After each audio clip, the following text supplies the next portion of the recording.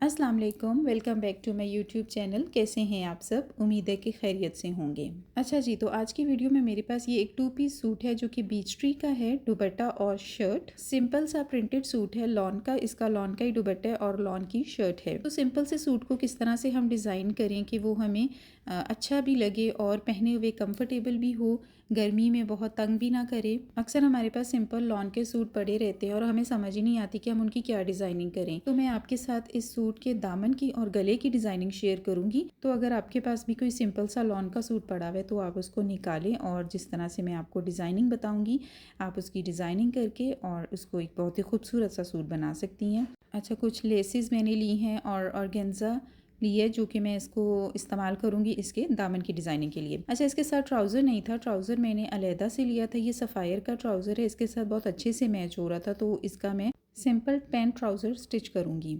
अच्छा, इस शर्ट की कटिंग मैं आपके साथ शेयर नहीं करूंगी, इसकी कटिंग मैंने कर ली थी। मैं इस वीडियो में सिर्फ आपके साथ इसके दामन की और गले की डिज़ाइनिंग शेयर करूंगी।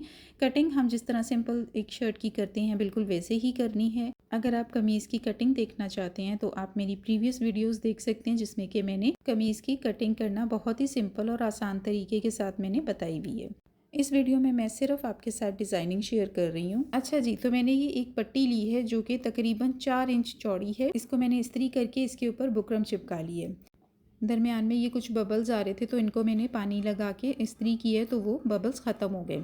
और इसको मैं दरमियान से फ़ोल्ड करके, क्योंकि मुझे ही ना 2 पट्टियाँ चाहिए, तो इसको मैंने अच्छे से दरमियान से फ़ोल्ड की है और इसकी कटिंग कर लूँगी।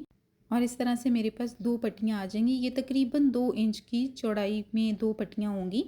अच्छा, इसकी जो लंबाई है वो आप पूछेंगे तो इसकी लंबाई जितना आपका दामन होगा उतनी ही इसकी लंबाई ली है मैंने। नीचे से मैंने आधा इंच छोड़ के एक सीधी लाइन लगाई है और ऊपर अब ये जो आप देख रहे हैं मैं निशान लगा रही हूँ, ये तकरीबन मैं 1.5 इंच का निशान लगा रही हूँ। ठीक है, 1.5 इंच के ऊपर पॉइंट पे निशान लगाते जाना है और एंड तक, पट्टी के एंड तक मैंने इस तरह से निशान लगा लिए और ऊपर से इनको इस तरह सीधा करके ना एक बॉक्स बना लिए और ये ऊपर भी यानी इस तरह से 1.5 इंच के बॉक्स बनाने हैं। ठीक है, और इनको मैं मिडल से कटिंग कर रही हूँ। अच्छा, ये पूरा नहीं कट कर देना, जो आधा इंच लाइन लगाई है ना वहाँ तक सिर्फ कटिंग करनी है, बिल्कुल एंड तक कटिंग नहीं होगी।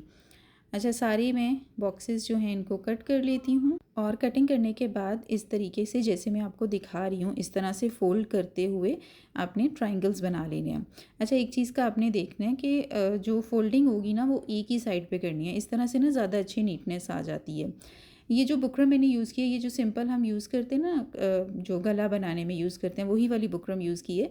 इसमें आप चाहो तो 0 साइज़ की बुकरम भी इस्तेमाल कर सकते हैं, लेकिन मेरे पास ये जो कपड़ा था ना लॉन का, ये बहुत ही ज़्यादा बारीक था तो इसमें इतनी अच्छी फिनिशिंग नहीं आ रही थी। इस वजह से मैंने ये जो सिंपल बुकरम होती है वो मैंने यूज़ की है। अच्छा, तो ट्राइंगल्स को मैं फोल्ड कर रही हूँ और दरमियान में एक डॉट लगा रही हूँ ग्लू का और ग्लू लगा के इसको चिपका रही हूँ। इसके ऊपर इस्त्री कर रही हूँ। इस्त्री से क्या होगा कि एक तो ट्राइंगल्स प्रॉपर बैठ जाएंगे और जो ग्लू है वो भी ड्राई हो जाएगी। इसी तरीके से ये देखिए मैंने पूरी पट्टी रेडी कर ली और एक चीज़, ये जो पट्टी बनाई है ना इसके दोनों साइड्स के ऊपर मैंने हाफ इंच छोड़ने के बाद ये ट्रायंगल्स बनाए हैं। ठीक है, बिल्कुल एंड पे ट्रायंगल्स नहीं बना देने, हाफ इंच मैंने दोनों साइड्स पे छोड़ा है। मैंने ये ग्रीन कलर में ऑर्गेन्जा ली है। मैंने ये ग्रीन कलर इसलिए लिया है क्योंकि मेरे जो सूट में ये पॉपअप कलर था। बेस कलर में मैं लेती तो वो इतनी अच्छी लुक ना आती, इस वजह से मैंने थोड़ा सा ना जो उसमें कलर था ग्रीन कलर उसी से मैच करती हुई ऑर्गेन्जा ली है। अच्छा, इसको ना पहले ऑर्गेन्जा को हमेशा आपने यूज़ करने से पहले इस्त्री कर लेना है। इस्त्री करने से क्या होता है कि जो वो श्रिंक होनी होती है ना वो श्रिंकेज हो जाती है तो फिर वो बाद में श्रिंक नहीं होती, इसलिए ऑर्गेन्जा को हमेशा इस्तेमाल से पहले इस्त्री करते हैं। अब इसके ऊपर मैंने पिंटेक्स डालने हैं तो मैं इस्त्री की मदद से पहले पिंटेक्स बना रही हूँ। तकरीबन आधे इंच के फासले के साथ मैं ये सारे पिंटेक्स इस तरह से बनाती जा रही हूँ। अच्छा, एक चीज़ आपने यहाँ पे देखनी है कि आपने ना जब पिंटेक्स इस तरह से तिरछे में मैं पिंटेक्स डाल रही हूँ ना तो कपड़े को खींचना बिल्कुल भी नहीं है, बस इसको कपड़े को फोल्ड करने और उसको हल्का सा दबा के उसके ऊपर इस्त्री कर लेनी है, कपड़े को बिल्कुल भी नहीं खींचना। तो चलिए जी, ये देखिए मैंने सारे पिंटेक्स इस तरीके के साथ इस्त्री के साथ बना लिए हैं। मैंने ये सारे पिंटेक्स इस तरह तिरछे करके डाले हैं, आप चाहो तो सीधे भी डाल सकती हैं लेकिन इस तरह से ज़्यादा खूबसूरती आती है। और अब मुझे इनके ऊपर सिलाई लगानी है। अब ये सिलाई लगाते हुए भी एक चीज़ आपने देखनी है कि आपने कपड़े को बिल्कुल भी नहीं खींचना। जिस तरह से इस्त्री से हमने उसको बिठाया हुआ कपड़े को बिल्कुल उसी तरीके से इसको रख के और इसके ऊपर सिलाई लगाते जाना है। क्रीज़ तो बनी हुई है ना, तो बस उसको इसी तरह से रख के सेट करके और उसके ऊपर सिलाई लगा देनी है और खींचना बिल्कुल भी नहीं है। पिंटेक्स डालते हुए आपने हमेशा ध्यान रखना है कि सुई बिल्कुल भी कपड़े से नीचे ना उतरे, वरना फिर वो नफासत नहीं आती है। तो चलिए जी, सारे पिंटेक्स मैंने डाल लिए हैं और कपड़ा जब भी ऑर्गेन्जा के ऊपर इस तरह से पिंटेक्स डालें तो इस तरह से कपड़ा ना रोल हो जाता है। तो आपने परेशान बिल्कुल भी नहीं होना, बस एक किनारा पकड़ के और इस्त्री इसको कर लेना है। एक साइड से इसको खींचना है, ऊपर की साइड से खींचना है और इस तरह से खींचते हुए इसको इस्त्री करती जा रही हूँ मैं, तो ये बिल्कुल सीधा होता जा रहा है। पिंटेक्स की डायरेक्शन आपने एक ही तरफ रखनी है, ठीक है। जिस तरफ भी आप डायरेक्शन रखें तो सारे पिंटेक्स उसी डायरेक्शन में आने चाहिए। ऐसा ना हो कि कुछ पिंटेक्स एक डायरेक्शन में जा रहे हैं और कुछ दूसरी डायरेक्शन में, इस तरह से इतनी नीटनेस नहीं आएगी। अब क्योंकि ये हम दामन का डिज़ाइन बना रहे हैं तो नीटनेस तो बहुत ज़रूरी है ना। दामन के ऊपर अगर जितना नीटनेस के साथ डिज़ाइन बना होगा उतना ही खूबसूरत लगेगा। तो इस वजह से इन चीज़ों का, इन छोटी छोटी बातों का आपने बहुत ही अच्छे से ख्याल रखना है। अच्छा, तो मैंने इस्त्री करके इसको पिंटेक्स को प्रॉपर बिठा लिए। अब ये जो हमने पट्टी बनाई थी ना ट्रायंगल्स की, इसको मैंने लगाना है। बिल्कुल किनारे के ऊपर नहीं लगा रही मैं, 1/2 इंच नीचे से छोड़ने के बाद ऑर्गेन्जा 1/2 इंच छोड़ी और उसके ऊपर मैं ये जो पट्टी है ना इसको लगा रही हूँ। जो ट्रायंगल्स हैं वहाँ पर एक एक डॉट, सिर्फ एक एक डॉट मैं ग्लू का लगा रही हूँ, इतना कि उसके साथ सिर्फ इतना चिपक जाए ये कि मुझे ना ये मशीन तक जाते जाते ये पट्टी हिले ना। अच्छा, तो अब इसके जो ट्रायंगल्स मैंने बनाए हैं इनके बिल्कुल किनारे के ऊपर मैं सिलाई लगाऊंगी।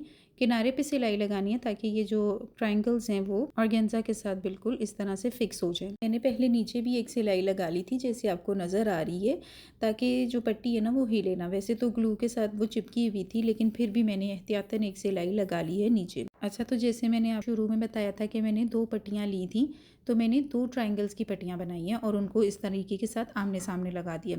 अच्छा, यहाँ पे आपने एक चीज़ और देखनी है कि जो ट्रायंगल्स की डायरेक्शन है ना वो बिल्कुल एक दूसरे के आमने सामने होनी चाहिए। यानी जो ट्रायंगल का कोना है ना वो बिल्कुल एक दूसरे के आमने सामने होना चाहिए, वो आगे पीछे नहीं होना चाहिए। आपने जब पट्टी लगानी है ना तो इस चीज़ को आपने बड़े ध्यान में रखना है। इसके नीचे मैं ये लेस लगा रही हूँ, लेस को मैं बढ़ा के लगाऊंगी, इसको मैं कपड़े के ऊपर नहीं लगा रही। ये ऑर्गेन्जा पे बनी हुई लेस है और ये मैंने इसी तरह से इसको मैच करके लिया था, इसको डाई वगैरह नहीं किया, परफेक्ट मैच हो गया था। तो अगर ना मिलती तो शायद मैं डाई करवा लेती। और ग्रीन कलर क्योंकि पॉपअप कलर है तो इसके साथ ये बहुत प्यारा लग रहा था, तो इस वजह से मैंने इसका ग्रीन कलर ही चूज़ किया।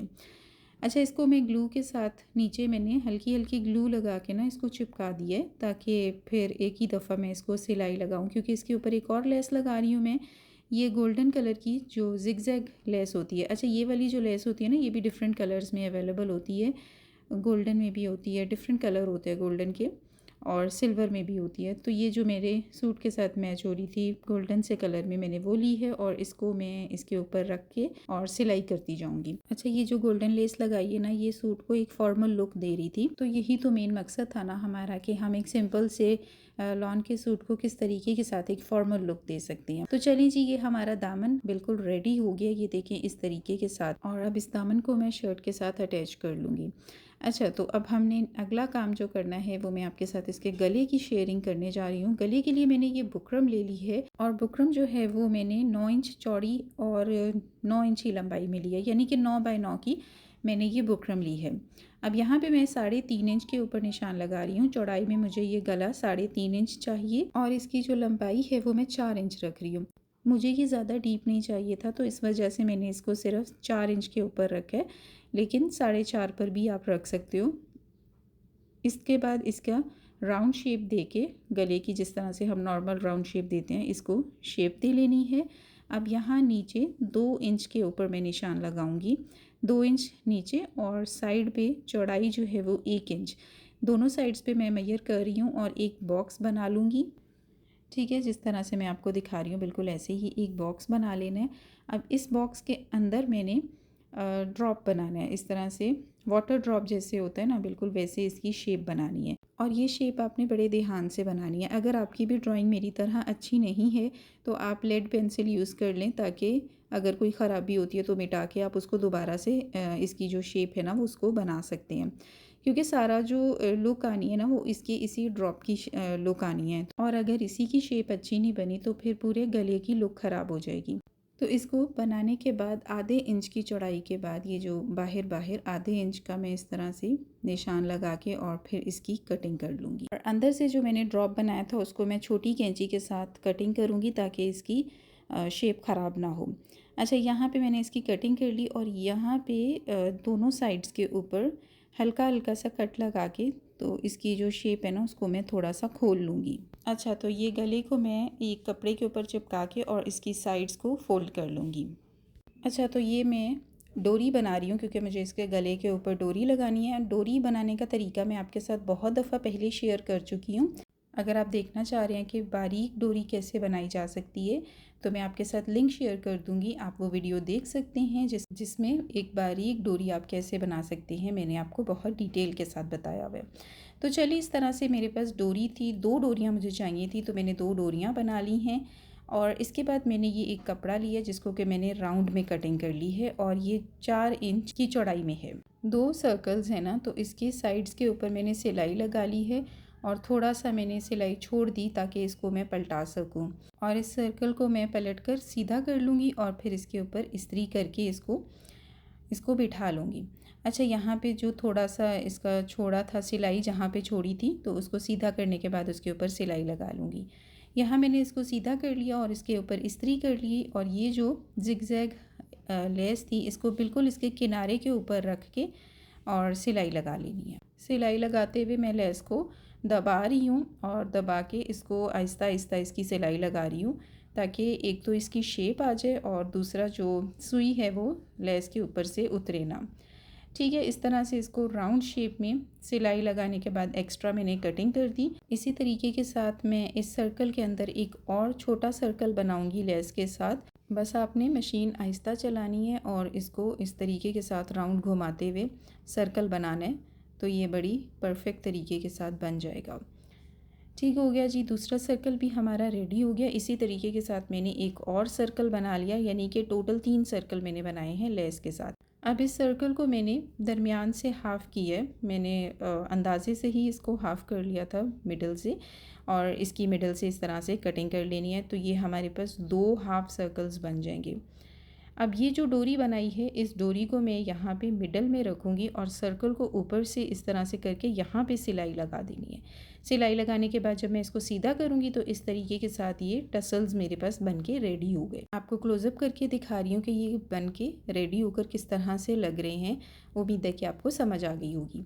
अब ये जो गला हमने कटिंग किया था इसको मैंने कपड़े के ऊपर चिपका लिया था और साइड्स मैंने उसकी फ़ोल्ड कर ली थी। गले को कमीज़ की सीधी साइड के ऊपर रख के सिलाई करनी है और इसके ये जो 2 कोने हैं ना इनके ऊपर ये डोरी रखनी है और इसको सिलाई करनी है। यानी जब मैं गला लगाऊंगी ना कमीज़ के ऊपर तो फिर ही इसकी साथ ही ये डोरी भी जो है वो इसके कोने के ऊपर रख के साथ ही मैं सिलाई कर दूँगी। ठीक है, मैं आपको यहाँ पे रख के दिखा रही हूँ कि ये किस तरीके के साथ अटैच होंगी।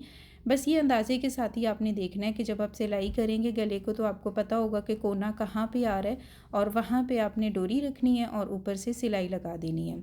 अब गले को मैंने साइड पे सिलाई लगा ली थी और अंदर से इसको जो कपड़ा है उसकी मैं कटिंग करके इसको बैक साइड पे फ़ोल्ड करूँगी और फ़ोल्ड करने के बाद इसको इस्त्री करके प्रॉपर बिठा लूँगी और फिर मैं आपके साथ शेयर करती हूँ कि ये कैसा लग रहा है। अच्छा, अंदर से कट लाजमी लगाया करें, कट लगाने से इसको पलटाने में आसानी रहती है गले को। जो कोने बने हुए वहाँ पे भी मैंने कट लगाया ताकि उसको फ़ोल्ड करने में आसानी रहे।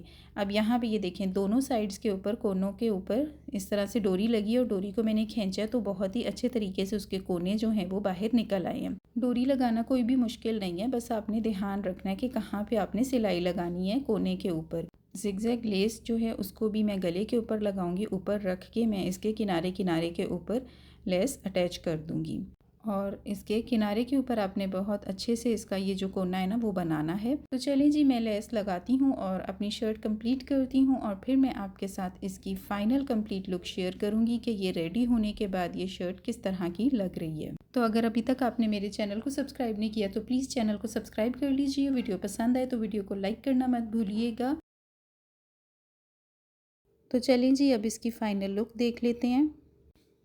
तो सबसे पहले आपको इसका दामन दिखा रही हूँ जो कि रेडी होके कुछ इस तरह का लग रहा है। इसकी एक बहुत ही खूबसूरत सी लुक आई है। ये जो लेस मैंने लगाई है, ये साइड के ऊपर ये जो लेस लगाई है ना गोल्डन कलर की, इससे एक बहुत ही फॉर्मल सी लुक आ गई है। ये इसके मैंने सारे चौक के ऊपर चारों साइड्स के ऊपर भी ये लेस लगाई है और इसके ऊपर रख के भी ये लेस लगाई है। ठीक है, मैं आपको ऊपर से आपको दिखा रही हूँ कि ये किस तरह का रेडी होके किस तरह का लग रहा है, इसकी फुल लुक। और ये लेस बहुत ही प्यारी लग रही है जो ऊपर लगाई है ना, इससे एक बड़ी फॉर्मल लुक आ रही है इसकी। चलें तो मैं अब आपको इसका गला दिखा देती हूँ। गला आप देख सकते हैं रेडी होके कुछ इस तरह से लग रहा है। और ये जो टसल्स बनाए थे ये भी बहुत प्यारे लग रहे हैं, ये आप चेक करें। बड़ी खूबसूरत लुक आई थी, इसको पहन के भी मैंने देखा तो ये बहुत प्यारा लग रहा था। अच्छा, गले की जो डेप्थ है ना वो मैंने थोड़ी कम ही रखी थी। आप चाहो ना तो इससे थोड़ा ज़्यादा रख सकते हो डीप, लेकिन मुझे इतना डीप रखना नहीं था तो इतना ही ये काफ़ी था, लेकिन ये बहुत अच्छा लग रहा था। बाकी इसके बाजू आपको दिखा देती हूँ। बाजू भी मैंने कटवर्क के साथ ही बनाए हैं। फ्रंट पे ट्रायंगल्स, जिस तरह से मैंने दामन के ऊपर ट्रायंगल्स बनाए थे बिल्कुल ऐसे ही यहाँ पे भी ट्रायंगल्स बना के और ऊपर लेस लगाई है। और नीचे जो ऑर्गेन्जा है, ऑर्गेन्जा के ऊपर मैंने पिंटेक्स नहीं डाले, ऑर्गेन्जा को मैंने ऐसे ही ना सिंपल ही रहने दिया था। पिंटेक्स डालने से और अच्छी लुक आ जाती, लेकिन मेरे पास टाइम नहीं था तो फिर इसलिए मैंने इसको पिंटेक्स के बगैर ही सिंपल ऑर्गेन्जा ही लगा दी। ऐसे भी ये अच्छा लग रहा है वैसे। तो चलें जी, ये थी इसकी कंप्लीट लुक। और आप देख सकते, अच्छा इसके साथ जो ट्राउज़र है ना वो मैंने सिंपल प्लेन ट्राउज़र, जो पेंट ट्राउज़र होता है ना, वो स्टिच की है। स्ट्रेट ट्राउज़र की कटिंग एंड स्टिचिंग मैं बहुत दफ़ा अपने चैनल पे शेयर कर चुकी हूँ। अगर आप देखना चाहते हैं तो आप मेरी प्रीवियस वीडियोस देख सकते हैं। 7 इंचेस पांचे के साथ मैंने ये स्ट्रेट ट्राउज़र स्टिच किया है। इसके साथ ये पहनावा बहुत ही प्यारा लग रहा था। तो चलिए जी, ये थी आज की वीडियो। उम्मीद करती हूँ कि आपको पसंद आई होगी। चैनल को लाइक शेयर सब्सक्राइब ज़रूर कीजिएगा। Thank you for watching and अल्लाह हाफिज़।